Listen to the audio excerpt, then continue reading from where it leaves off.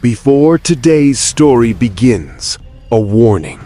If you have a weak heart, stop the video now. Put on your headphones, turn off the lights. I'm Azad, and you're watching Chomchom. Today's terrifying real experience was sent by our viewer, Rehan. Let's step into the darkness. They all thought the woods were empty, silent, safe. But deep in those trees, something was always there, watching, learning, waiting for the moment you stop believing you're alone. In the first story, a hunter sees a man who doesn't leave footprints, but leaves fear behind. In the second, a family hears a voice that sounds human until it doesn't. And in the third, the forest doesn't just hide something, it speaks back, and it knows your name. Because in these woods, you are never the hunter. You are always the one being studied. I grew up in northern Pennsylvania, in a quiet town called Wellsboro, surrounded by endless stretches of state game lands. Hunting wasn't just a hobby there, it was a tradition. On the first day of rifle season, schools would practically shut down because half the town vanished into the woods. My father introduced me to hunting when I was 12. By the time I turned 23, I was confident enough to go out alone. Or at least, I thought I was. This happened during the late archery season in November 2021.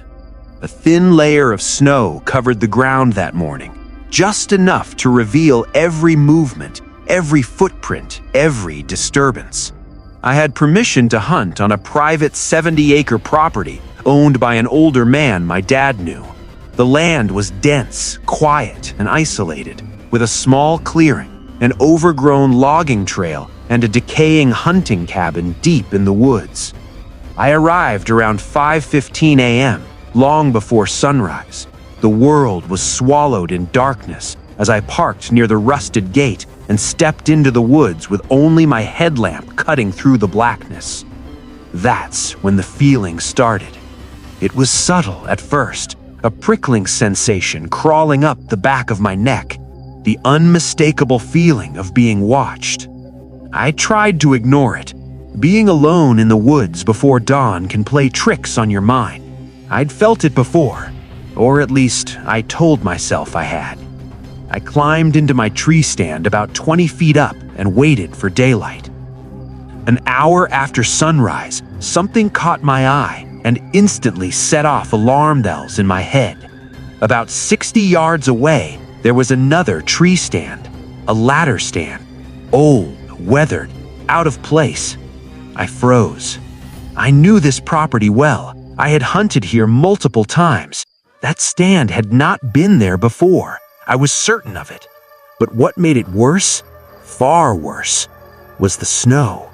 There was only one set of footprints leading to it, a single trail coming from deep within the woods, stopping directly at the base of the stand. No tracks leading away, no sign of anyone leaving, just ending there. Cold weight settled in my chest as I stared at it, trying to make sense of something that made no sense at all. Then, around 8 a.m., I saw movement. At first, I thought it was a deer. I was wrong. A man stood behind a tree near the stand. He wasn't wearing camouflage, no hunting gear, just a dirty gray hoodie and dark pants. He stood unnaturally still, like he had been there for a long time, watching me. For a moment, neither of us moved. Then, slowly, he raised his arm and waved. It wasn't friendly, not warm, not normal. It felt like acknowledgement, like he was letting me know something I wasn't supposed to understand. I hesitated, then gave a small wave back. A mistake, because after that, everything felt different. After about a minute, He stepped behind the tree. I waited for him to come out the other side. He didn't. Seconds passed, then minutes, but he never reappeared. No footsteps, no sound, nothing, just silence. Heavy, suffocating silence. And that was the moment something inside me shifted, because deep down, I knew something was very, very wrong. I stayed in the stand longer than I should have. Even after the man vanished, I kept telling myself there had to be a logical explanation. Maybe he walked off quietly. Maybe I just didn't hear him. The woods can swallow sound in strange ways. But deep down, I didn't believe that. Around 10 a.m., I climbed down to stretch my legs and clear my head. The air felt colder now, heavier somehow, like the woods themselves were holding their breath. I started walking toward the tree where I had seen the man. Each step felt wrong, too loud, too exposed. When I reached the tree, I stopped, dead in my tracks. The snow around it was completely untouched, no footprints, no sign that anyone had been standing there, except mine. I slowly turned in a circle, scanning the ground again and again, hoping I had missed something. I hadn't. My pulse started to pound in my ears.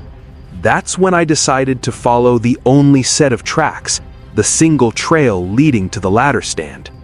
The prints were deep, deliberate, like whoever made them wasn't trying to hide. They led straight to the base of the stand, and then they stopped. I looked up. The stand was empty. The seat had a thin, undisturbed layer of snow, like no one had sat there in days, maybe longer. A cold chill crawled down my spine. That didn't make sense. None of it made sense. I backed away slowly, every instinct screaming at me to leave. But I didn't. Not yet. On my way back toward my stand, something else caught my attention. Tied to a branch at eye level was a strip of orange fabric. I stepped closer. It was part of a hunting vest. Old, dirty, torn, knotted tightly around the branch like some kind of marker. I frowned, scanning the area. Then I saw another one, about 15 feet away. Then another, and another. They were scattered throughout the woods, tied at different heights, different angles, not random, intentional, like a trail, or worse, like boundaries. My chest tightened again. This wasn't normal hunter behavior. This was something else, something deliberate, something wrong. For the first time that day, I seriously thought about leaving. Around noon, I returned to my truck to warm up and eat. Sitting inside with the heater running should have made me feel safe. It didn't. I couldn't shake the feeling that I was still being watched, even out there in the clearing. Every time I glanced at the tree line, it felt like something was just beyond sight, waiting. I almost left. I should have left, but I didn't want to feel weak. I convinced myself I was overreacting, that it was just nerves, just imagination. So, around 2 p.m., I went back into the woods. That decision was a mistake. About an hour before sunset, I heard it. Footsteps. Slow. Heavy. Behind me. Not the quick, light movement of an animal. These were deliberate, measured, human. I turned slowly, my breath catching in my throat. And there he was, the same man. This time, closer, much closer. I could see his face clearly now. His beard was patchy and dirty. His skin looked pale, almost sickly, like he hadn't seen sunlight in weeks. And his expression, that smile, it wasn't wide. It wasn't natural. Just a slight curl of the lips, enough to show his teeth, enough to feel wrong, very wrong. Then I noticed what he was holding. At first, I thought it was a stick, but then I saw the handle, yellow and black, a screwdriver. He didn't say a word, just stood there, staring at me. I swallowed hard and forced myself to speak. "Do you have permission to be out here?" No answer, just that same smile. 10 seconds. That's how long we stood there in silence, but it felt like forever. Then, without warning, he turned and walked away into the trees, just like before. No rush, no fear, like he knew something I didn't. That should have been the moment I left for good, but I stayed. And as the light began to fade, I had no idea how much worse things were about to get. By the time the sun dipped below the trees, I knew I had made a terrible mistake staying. The woods felt different now, darker, heavier, like something had shifted. I climbed down from my stand quickly, no longer caring about being quiet. Every instinct in my body was screaming at me to get out. Now. I started walking fast toward my truck, my breath visible in the freezing air.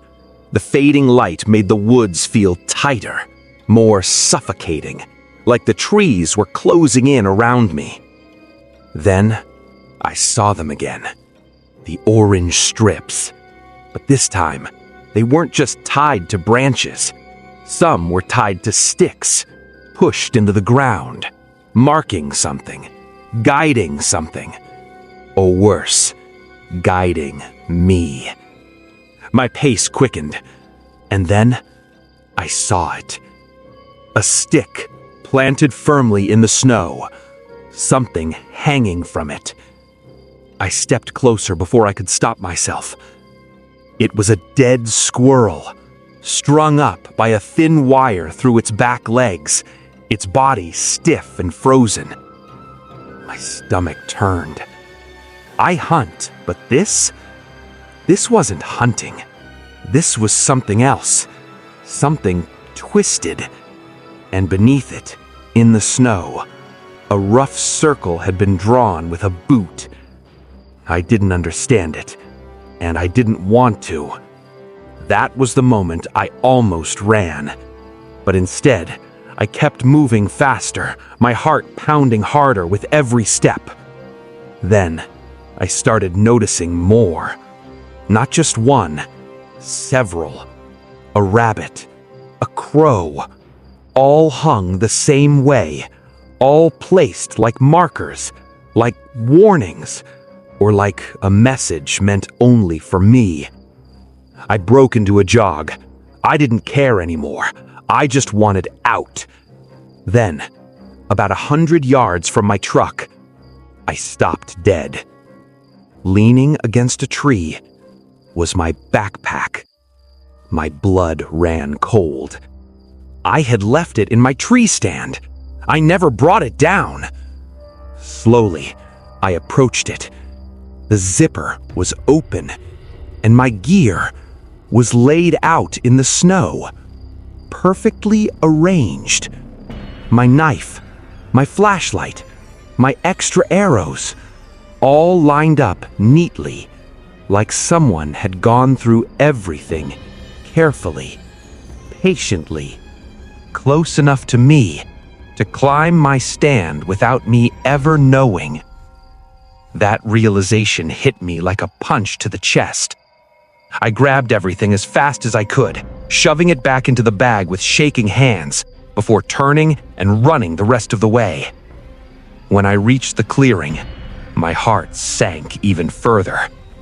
My truck door was open. I froze. I knew I had locked it. I always locked it. Slowly, I approached, every muscle tense. I looked inside. Nothing was missing, but something was wrong. My registration papers were sitting on the passenger seat. I never leave them out like that. Someone had been inside. Someone had gone through my truck. I jumped in, locked the doors immediately, and started the engine with trembling hands. And then, I looked in the rearview mirror. At the edge of the tree line, he was there, standing in the shadows, watching me.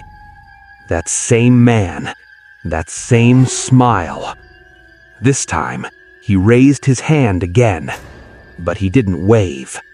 Instead, he pointed at me, slowly, deliberately, then dragged his finger across my throat.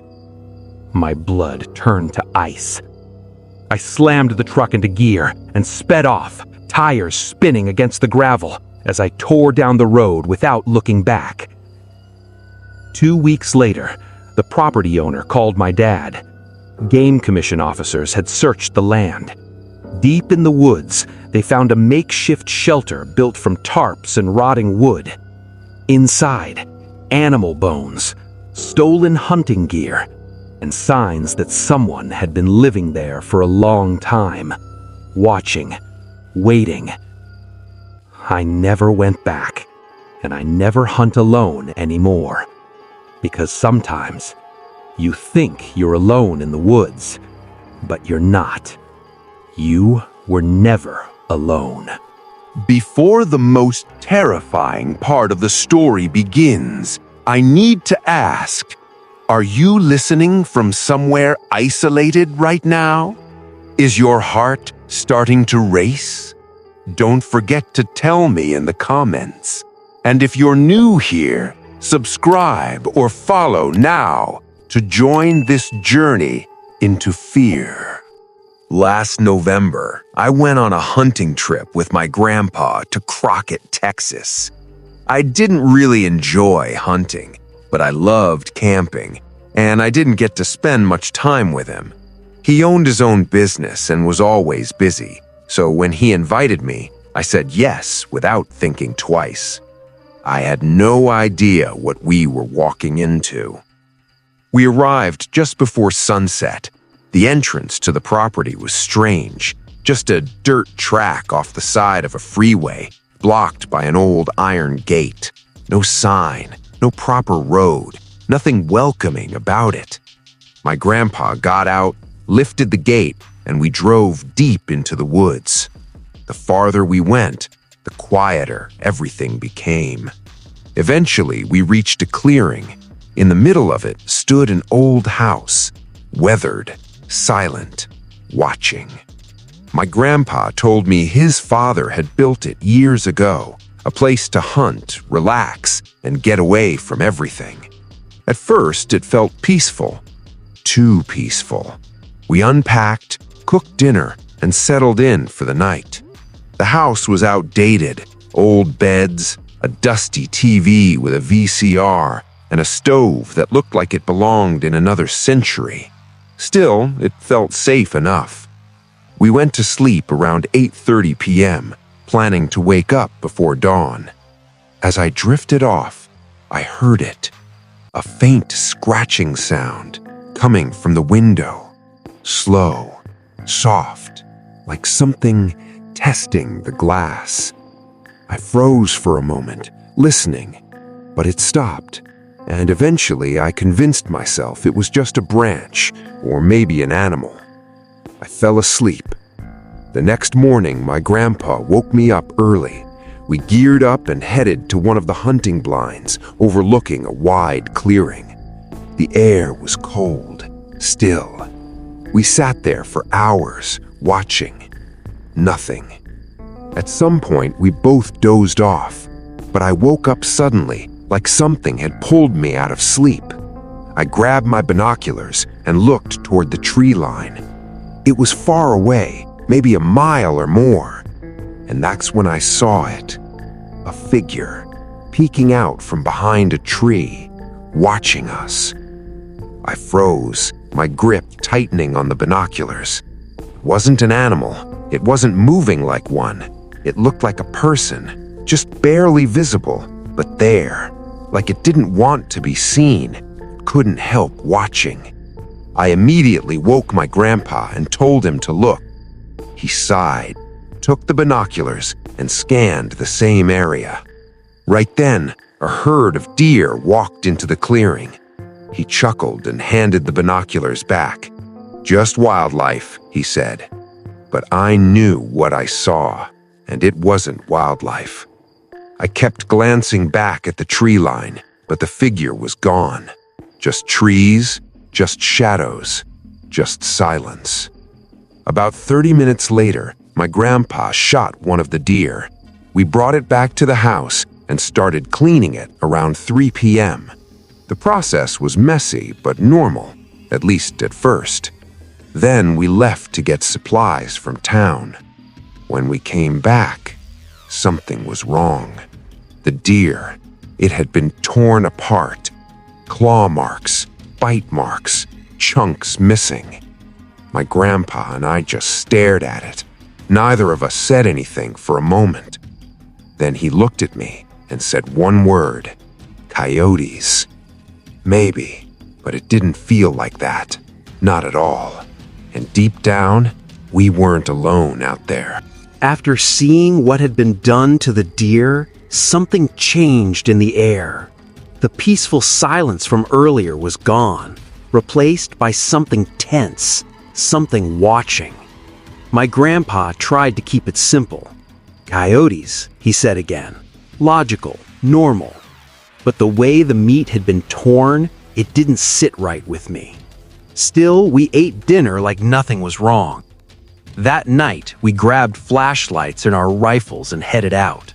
The woods felt completely different in the dark. Every shadow looked deeper. Every sound felt closer. We walked slowly, talking in low voices, trying to stay calm. About 45 minutes passed with nothing unusual, just the crunch of leaves under our boots and the occasional rustle in the distance. Then, I saw it again, near the tree line, a figure peeking out. The second it realized I noticed it, it vanished. I didn't scream. I didn't run. I gave a low whistle and motioned my grandpa over. When he reached me, I pointed toward where I saw it. He didn't question me this time. He just nodded once and stepped into the woods with his rifle raised. "Stay here," he whispered, and then he disappeared into the darkness. Those next 10 minutes felt like hours. I stood there alone, gripping my flashlight so tight my hands started to ache. Every sound made my heart jump. Then, a gunshot. It shattered the silence like glass. I ran toward the sound without thinking. When I found him, I saw a dead coyote on the ground next to what was left of the deer. Relief hit me hard. At least it was something real, something explainable. My grandpa said the coyote had looked aggressive, like it was about to attack him. We stood there for a moment, catching our breath. And then, we heard it. A scream. But not normal, not human, and not any animal I had ever heard before. It echoed through the woods, sharp and unnatural, like something trying to imitate a human voice, but failing. My blood ran cold. We didn't wait. We ran. Branches snapped under our feet as we sprinted back toward the house, the sound of heavy footsteps crashing somewhere behind us. Too heavy, too fast, and the breathing, loud, close, like it was right behind us.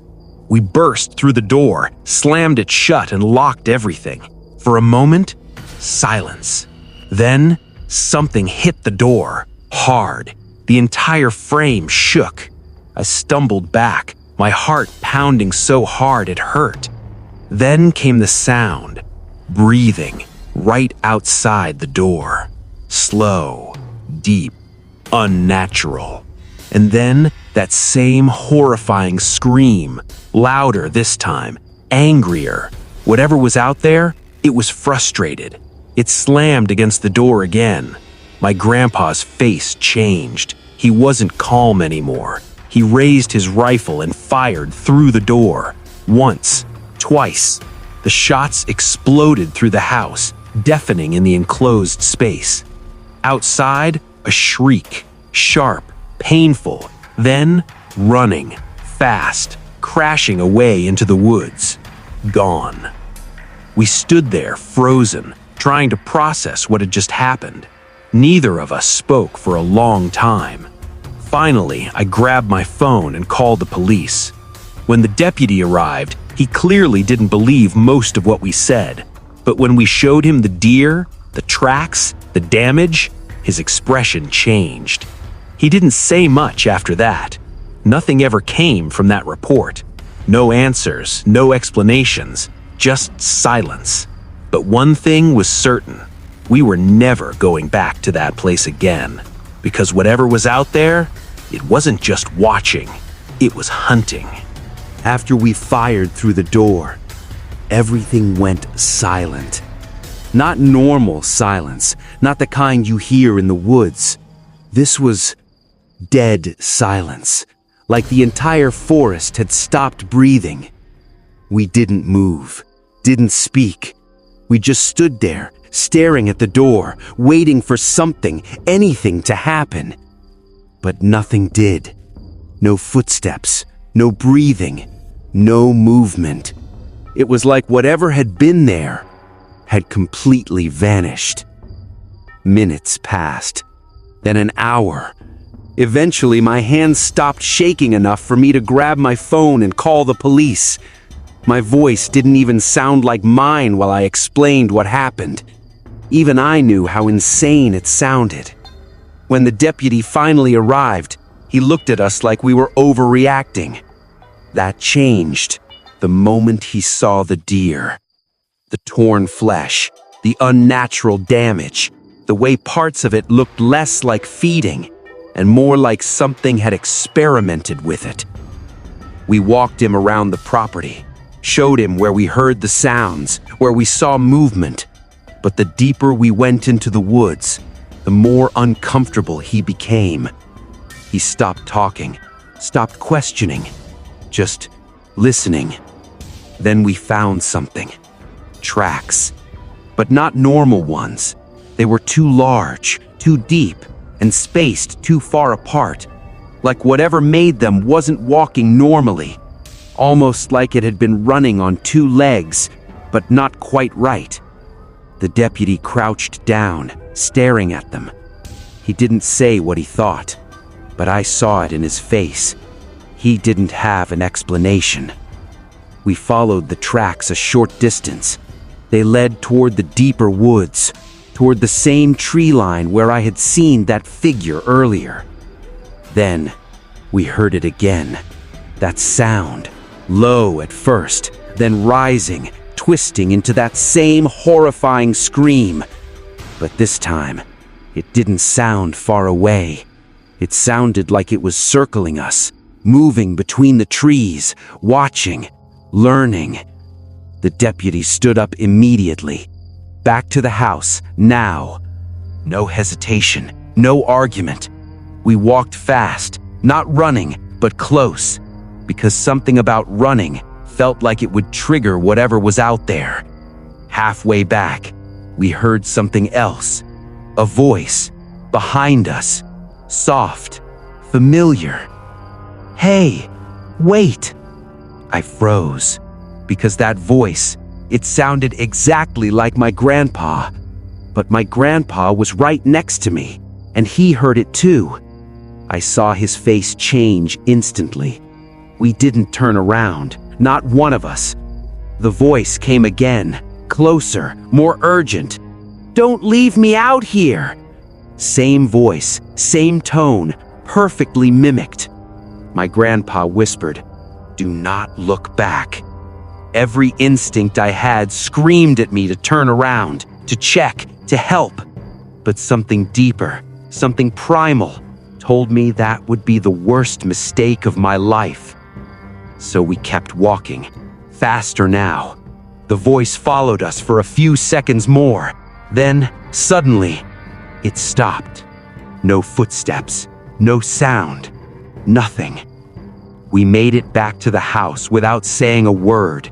The deputy didn't even try to act calm anymore. He got on his radio immediately, calling for backup. But here's the part that still doesn't sit right with me. Backup never came. No report was ever filed, no follow-up, nothing. It was like that entire night, that entire place, was something they didn't want to acknowledge. We left that same day, didn't stay another night, didn't pack everything properly. We just left. And to this day, I still think about that voice. The way it sounded exactly like someone I trusted. The way it tried to lure us back. Because whatever was out there, it wasn't just an animal. It wasn't just watching us. It was learning. Before the most terrifying part of the story begins, I need to ask, are you listening from somewhere isolated right now? Is your heart starting to race? Don't forget to tell me in the comments. And if you're new here, subscribe or follow now to join this journey into fear. Kyle had been asking us for 2 years to go hunting. Not once or twice, constantly. Connor and I always said no. We weren't hunters. We didn't know what we were doing. And honestly, we weren't interested in killing animals. But Kyle was different.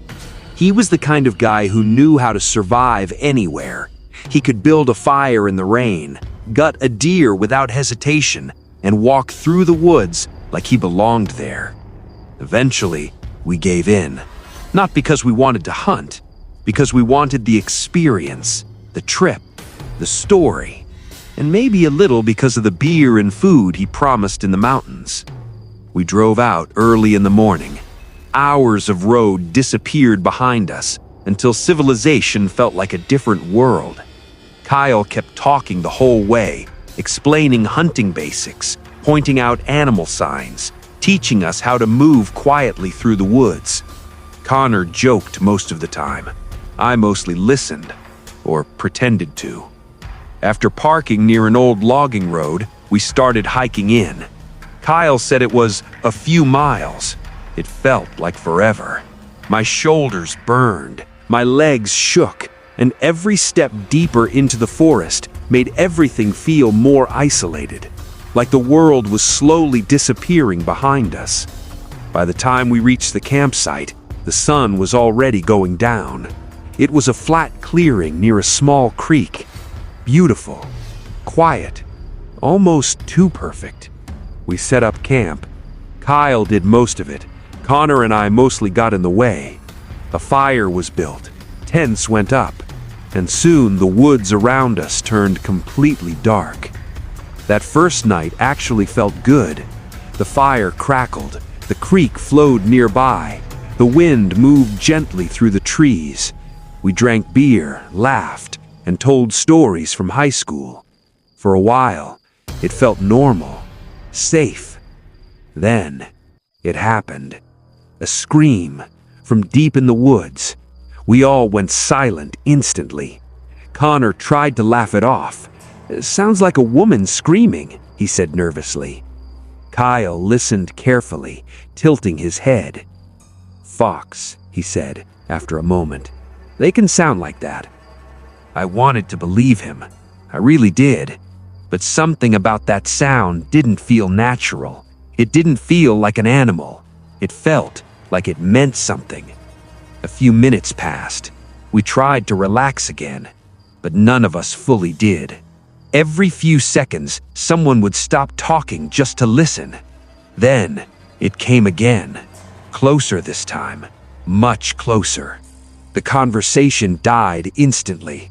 No jokes, no laughter, just silence. It was loud enough now that it couldn't be ignored. It wasn't far away in the forest. It felt like it was moving toward us, slowly, deliberately. Connor stood up. "Hey, do you need help?" he shouted into the dark. I immediately told him that was a bad idea, but it was already too late. We waited for a response. Nothing came, only silence. Kyle finally spoke. If that was a person, they would have answered. Then he looked at the fire, put it out, and just like that, the night changed. We killed the fire quickly. The forest went completely black. No light, no comfort, only darkness pressing in from every direction. We crawled into our tents with our rifles close by, and I remember lying there, wide awake, listening to every small sound outside, waiting for something to happen. But whatever was out there, it didn't come closer that night.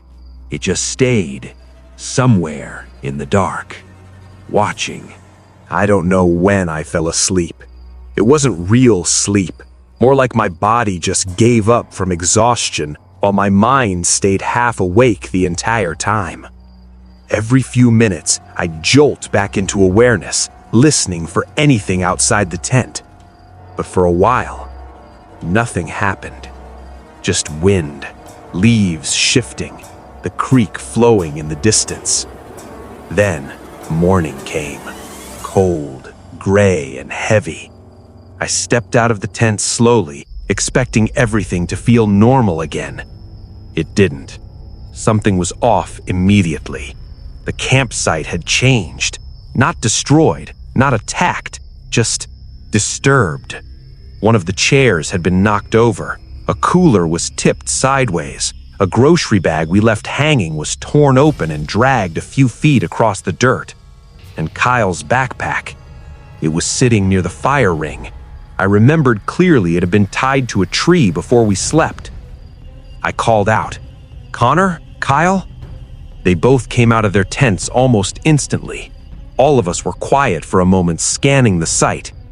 Nobody joked. Nobody laughed. Not this time. Kyle crouched near the cooler, examining everything carefully. "Bear," he said after a moment. It sounded confident, too confident, like he needed it to be true. And it made sense on paper. We hadn't hung food properly. There were smells everywhere. But still, something about it felt wrong. Not violent enough for a bear, not chaotic enough. It felt controlled, like something had gone through our camp carefully, searching, not destroying. Still, Kyle insisted we move, farther into the woods, closer to his hunting area, said it would be safer. So we packed everything up and we moved. The second campsite felt worse immediately. More isolated, thicker trees, less visibility. Even the air felt different there, heavier, quieter, like sound didn't travel properly. We hunted most of the day. At first, it felt normal again. Kyle placed us in positions and showed us how to stay still, how to watch the tree lines. Connor tried to enjoy it. I mostly just sat and listened. Then, Kyle shot a deer. It happened fast. One moment's silence, the next a gunshot echoing through the forest. We ran to him. The deer was down in a clearing. Still, quiet. Dragging it back to camp was the worst part. Heavy work, awkward silence, blood on our hands. Kyle handled most of the field dressing while explaining everything like it was routine. Connor tried to watch. I couldn't. That night, we sat around the fire again, drank a little, cooked part of the deer meat. For a moment, it almost felt like the first night again, almost normal. Then, the scream returned. At first, it was distant, barely noticeable, but the second it hit our ears, all conversation stopped. No one needed to ask. We all knew. The sound was the same, that same unnatural scream from the first night. But this time, it wasn't far away. It was closer than before. No jokes this time, no explanations, just silence. Then it came again, even closer, moving, not random, not drifting, approaching. The fire suddenly felt like a target, like something out there could see us perfectly, but we couldn't see anything back. Kyle stood up slowly, grabbed his rifle. He tried to act calm, but his voice was different now, tight, controlled. Whatever it is, I don't want it near us. Then he fired a few shots into the air. The sound was deafening, echoes bouncing through the trees. Connor laughed nervously at first, more from shock than humor. I didn't laugh. I couldn't. A few seconds later, the scream came again, right after the gunfire faded, even closer, This time, it felt like it was just beyond the edge of camp, in the dark where the firelight ended. Watching, waiting. Kyle stopped talking completely, lowered his rifle slightly, and for the first time, none of us made a joke. We killed the fire immediately, no hesitation. The forest went completely black, like someone had turned the world off. We crawled into our tents again, but sleep didn't come, not even close. And then, something started moving outside. Fast footsteps, circling the camp. Not random walking, running, around us. Then something brushed against my tent. Slow, deliberate, like something dragging along the fabric, testing it, feeling it. I didn't move, didn't speak. I didn't even breathe properly, because I was afraid if I reacted, it would stop pretending. Then, everything went silent again, for maybe a full minute, no sound at all. And then, the scream exploded directly inside the campsite, not far away, not approaching, right there, close enough that it felt like it came from inside my head. Connor screamed. I yelled without meaning to. And Kyle, he fired a shot through the roof of his tent. The gunshot shattered the night, and immediately after, footsteps, running, fast, crashing away into the forest. Silence returned, but this time, it felt wrong, like something had just left because it was finished watching us, not because it was scared. Kyle told us to get into one tent, all of us, together, no discussion. We stayed like that until morning, sitting together, listening, waiting. And when daylight finally came, nothing looked the same anymore. Morning didn't feel like relief. It just felt like exposure, like the forest was finally letting us see what had been around us all night. When we stepped out of the tent, everything looked mostly normal. Too normal. A few chairs were tipped over. One cooler had been pushed a short distance. A plastic bin had been dragged across the dirt. But nothing was stolen, nothing destroyed. Just moved, like someone had been testing how we reacted. Kyle didn't say much at first.